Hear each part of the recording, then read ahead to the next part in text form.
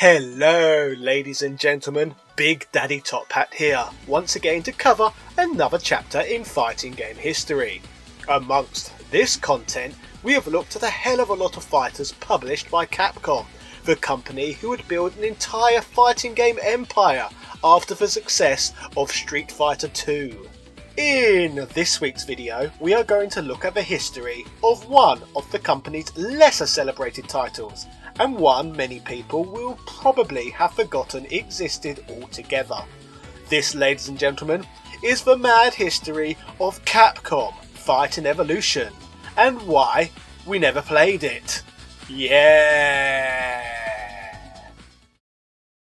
Amongst my cornucopia of Capcom content, we have spent a great deal of time looking at Capcom crossover fighting games. Prior to Capcom Fighting Evolution's release, Capcom had produced two fantastic sub-series of fighting games previously.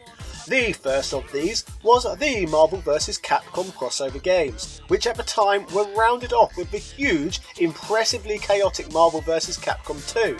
The, at the time, most ambitious crossover in history, featuring a giant roster of both Capcom and Marvel fighters. Next for Capcom was their crossover titles they made using SNK fighters, a dream series of games that fans of the genre could not believe become a reality. Like Marvel vs. Capcom, the Capcom vs. SNK games were fantastic, with Capcom's most rounded effort climaxing with Capcom vs. SNK 2. So by this point in time, with both the Marvel and SNK crossover games, Capcom had pushed the quality of the crossover formula to its apex, and were at the very top of their game when it came to the 2D fighting genre. The sky now seemed like the limits when it came to Capcom producing great 2D fighting games, leaving fans to wonder what would be the next move for the company when it came to crossover titles. These questions would finally be answered in October of 2004, with the Japanese arcade release of Capcom Fighting Evolution. The game was developed to take advantage of the Namco System 246 board, a board that was created to be a mirror of the Sony PlayStation 2, in the same way the Sega Dreamcast and Sega Naomi complemented one another. Due to this, outside of the arcade, the game would also see a release on the PlayStation 2 and original Xbox. This would occur around the world throughout late 2004 to early 2005. Interestingly, the game would only be known as Capcom Fighting Evolution in North America, and would be known as Capcom Fighting Jam around the rest of the world. Which makes me wonder why they just didn't simply call the game Capcom Fighting Jelly in America, since that's what they call Jam. Like most Capcom fighters, the game offers an introductory scene, so let's check it out to begin to see what this crossover game is all about.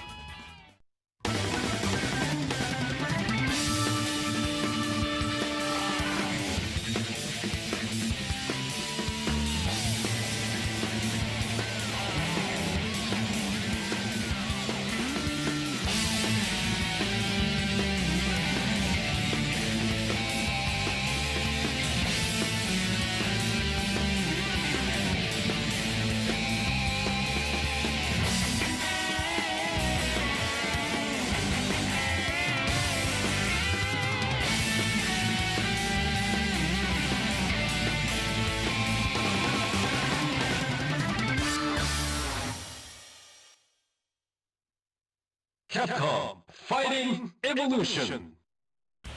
The vibrant, upbeat introduction, although not actually featuring any fighting, instantly gives us a strong indication as to what this game is all about. This, ladies and gentlemen, is a crossover title that simply crosses over fighters from a range of different Capcom games, as opposed to mixing it up with Marvel or SNK this time around. To be fair, in some ways it is quite surprising that it would take until 2004 to get such a game, when you consider the amount of different fighters Capcom used to release, and the pace at which they used to arrive at.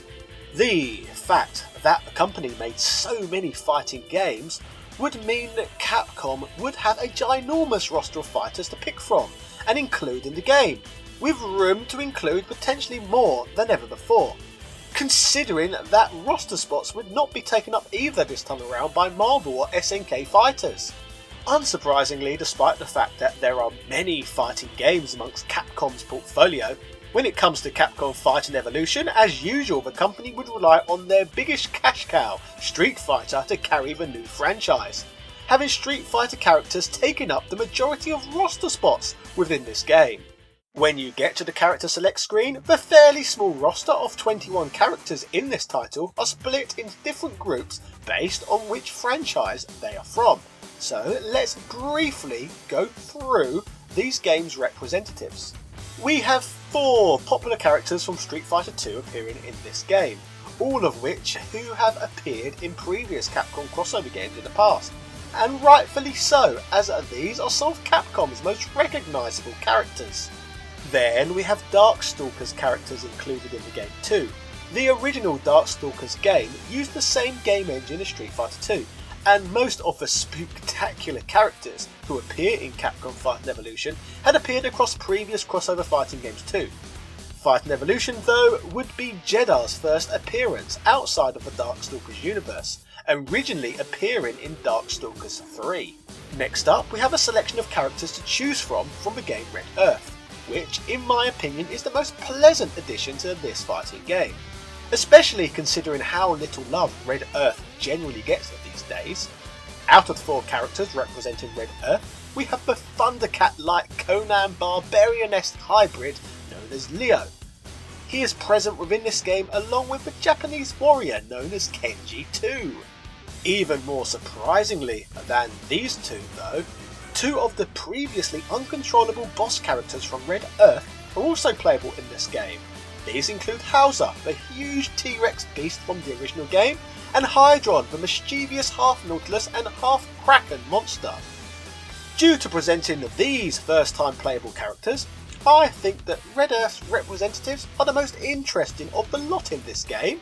Moving on, we have a selection of 4 fighters from Street Fighter 3. Straight away, this annoys me a little bit, as one of the characters is Chun-Li, a character who is certainly more synonymous with Street Fighter 2, rather than the game's sequel. In fact, Chun-Li is not even a playable fighter in the original version of Street Fighter 3 anyway, and would not even appear until Third Strike. So I guess this was just an excuse to put more Street Fighter 2 characters in the game, but at least attempting to make the game look like it has a more balanced and diverse range of characters. The other 3 characters though all originate from Street Fighter 3, and Alex, Yun and Urien are all representatives from the Street Fighter 3 roster.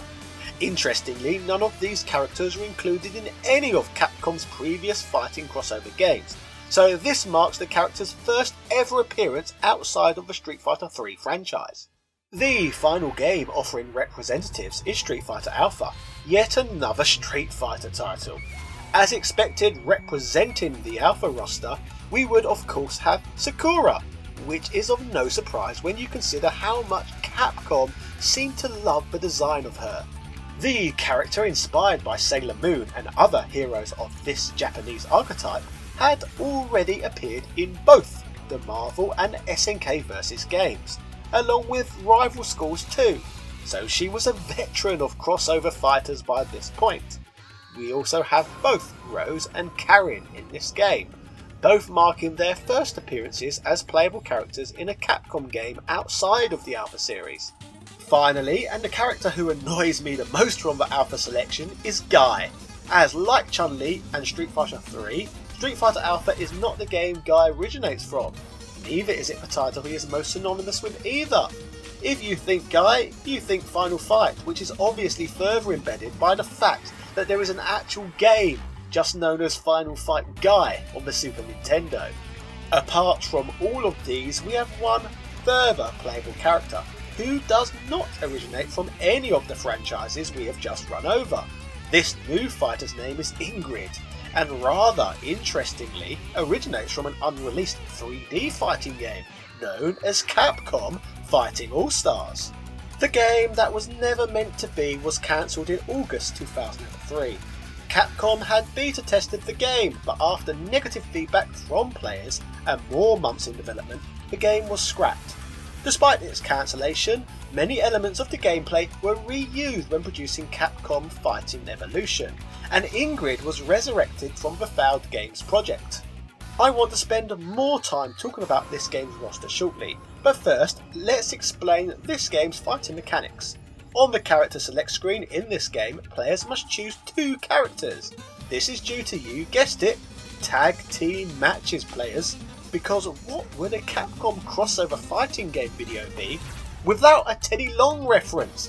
Bitches love tag team matches. In Capcom Fighting Evolution though, rather than a tag in tag out mechanic being present, you can only control 1 character per round. The player selects a pair of characters and then begins a match with one of those characters.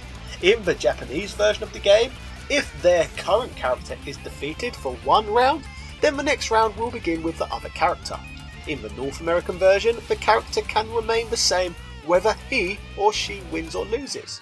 Sadly, as you can see, this does not offer the same chaotic amusement that the Marvel vs. Capcom games offer. But then again, the game was never intended to do so in the first place. The unique feature of this title was that it was meant to be about balancing different fighting game mechanics, all in one single game and having them all pitted against one another. For a long time, mixing different styles had posed some interesting questions among fighting game enthusiasts. Many people had their preferred fighting game and one particular title they excelled at. A player could be great at Street Fighter Alpha, but less competent competitively at, say, Street Fighter 3. Therefore, it is hard to conclusively decide who was better at the fighting game.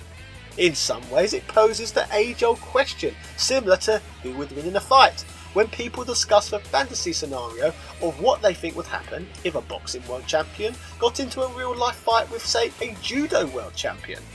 Capcom Fighting Evolution was designed to be a game where the mechanics from 5 different Capcom fighting games would be included, but balanced out and tuned to make things as competitive as possible. Quite a bold and interesting feat, really. You can pit characters representing different franchises against one another, so let us talk about how each group of characters function differently. Street Fighter 2 characters all come with basic combo abilities and the super bar. They can perform super combos, execute air blocks, and their fighting style is mechanically most similar to Super Street Fighter 2 Turbo. The Street Fighter Alpha characters differ in that they can perform both serious combos and custom combos. They too can perform air blocks, but can also perform safe falls, where they can perform rolls. They can also perform alpha counters, which are used at the cost of the character's super meter. Simple counter attacks can also be performed while blocking. In terms of Street Fighter 3, 2 meter gauges are present for these characters, so that the game's fighters can use their traditional super arts and EX moves. These fighters can also dash both forwards and backwards, and the famous parrying system is present. The quick stand and super technique can also be performed with these fighters.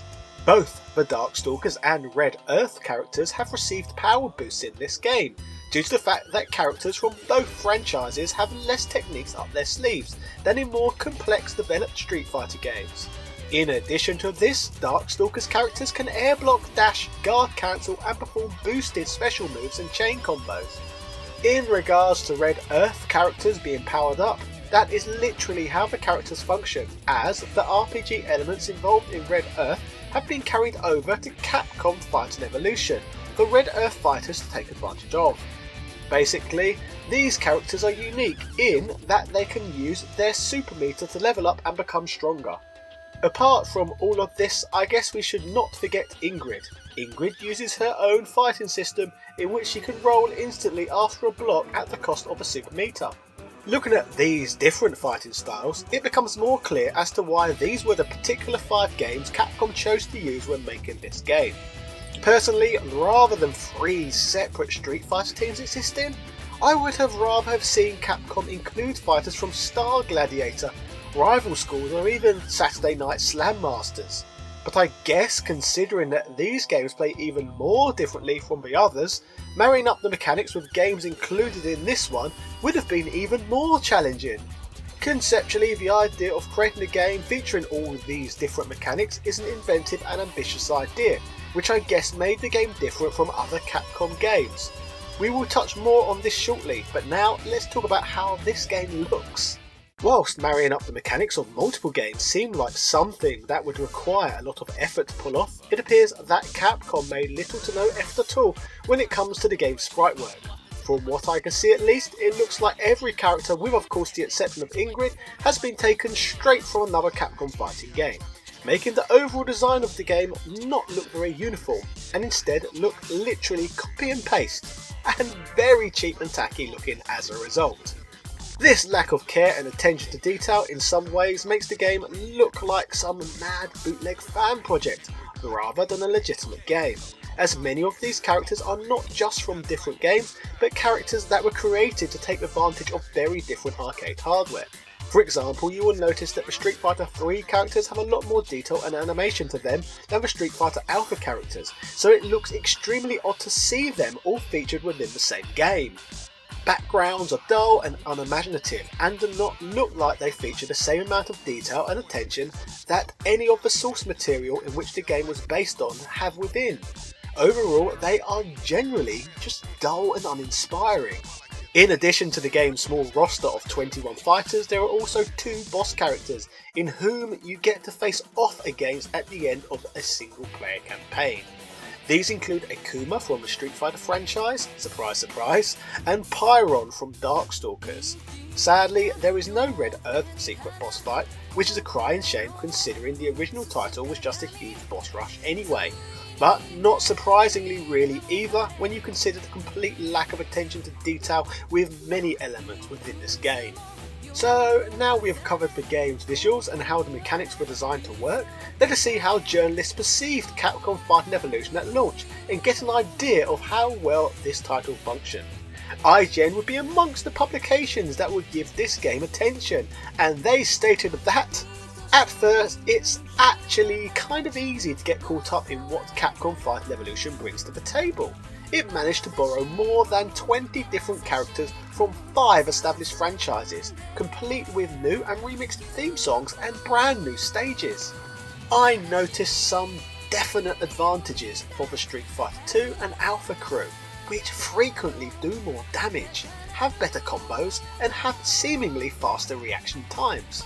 Perhaps the biggest problem that Evolution faces, however, is the fact that its character selection is thin and bizarrely populated. Capcom Fighting Evolution is a game that's obviously just porting sprites over from older titles that's barely using up any space. This isn't really acceptable. Capcom Fighting Evolution fails in certain presentation aspects too. For those looking for a true evolution of the fighting genre, like the title implies, however, you're in for a severe disappointment. There's just not much to it that you haven't seen or experienced before. GameSpot would also give the game coverage, stating the game is clearly best suited for hardcore fans of Capcom's fighting games, who might enjoy exploring some of the nuances here, but probably won't find much reason to keep coming back.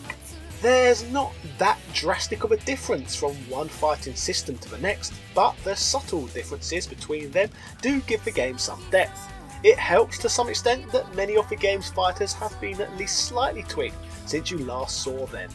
Unless you're dying to experience some of the strange matchups possible here, you could just as well go back to playing whichever games all these fighters hailed from.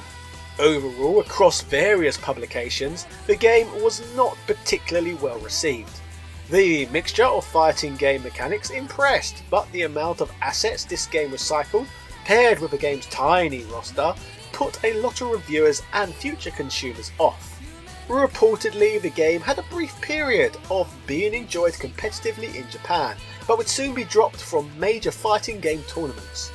In more recent years, the game's producer, Yoshinori Ono, has commented on the game's lack of popularity, admitting that the game was essentially just salvaged from the wreckage that was Capcom Fighting All-Stars. He also commented on the crossover mechanics and inclusion of various gameplay systems from different games that led to balancing issues with the title. Further issues appeared during the game's development cycle when he replaced one of the game's producers with another right in the middle of the project. Looking back at this title, although the concept behind this one was an extremely neat and novel idea, putting fighting game mechanics from one game against a variety of others is kind of dumb and not likely to work. It is the equivalent of when Floyd Mayweather recently had a boxing match with Conor McGregor. The real life match had unbalanced mechanics, and as a result McGregor had no chance of winning a boxing match. No matter which stipulation you attach to a match between these two sportsmen, there is no way of balancing it truly to learn who is the best. Capcom Fighting Evolution suffers from this same issue. Balancing simply isn't always possible between completely different styles. The tiny roster in itself is also ridiculous, and somehow huge fan favourites would fail to be included in this roster. A crossover Street Fighter and Darkstalkers game with neither Ken nor Morrigan is just plain ridiculous too. I think the only way Capcom Fighting Evolution could have worked was to go a completely different route with this one. I personally think the game should have contained one well-refined, defined fighting game mechanical style, and the roster should have been absolutely huge. Coming off of the back of SNK and Marvel crossover games, this entry needed a minimum of 50 characters to have been marketable and acceptable. The game instantly lost appeal with the lack of either Marvel or SNK fighters, but a large ambitious roster filled to the brim with characters could have tempered that issue somewhat. The game should have featured tons of fighters from Street Fighter, Darkstalkers, Red Earth, Rival Schools and Star Gladiator. They could have even gone a step further and taken characters from non-fighting games. Final Fight, Mega Man, Ghosts and Goblins and many more games were all there to pluck characters from. Capcom Fighting Evolution simply was not a game most people wanted to play, so this is why we never played it. So, ladies and gentlemen, that was the story of Capcom Fighting Evolution and why we didn't play it. If you enjoyed this video, I have plenty more content like this on the channel for you to go back and enjoy. I upload historical retrospectives on different fighting games every Thursday, and I produce extra content on other elements of retro gaming every Sunday on here too. Let me know in the comment section what you thought of this game and which fighting game you would like me to cover on here next. If you enjoyed this video, please like, subscribe and hit the notification bell to never miss a video. Finally, my channel is partially funded by the generous donations I receive via Patreon. Patrons can earn a credit and a shout out at the end of these videos, and now producer credits at the beginning too. These people make working full time on YouTube just that little bit easier for myself. I would like to thank you all very much for that, so huge shout outs go to Sebastian Bellis, Carl Johnson, JD Robbins, Sid Spaces, Andrew Bazanski, Osobi Kwang DX, Michael Baker, Tom Elliott, Computer Man, Antonio Rodriguez, Craig Jenkins, Daniel Daly, RetroReversion.com, House of the Ted, Dan Barlow Jr., Joel and all of my other patrons. Yeah!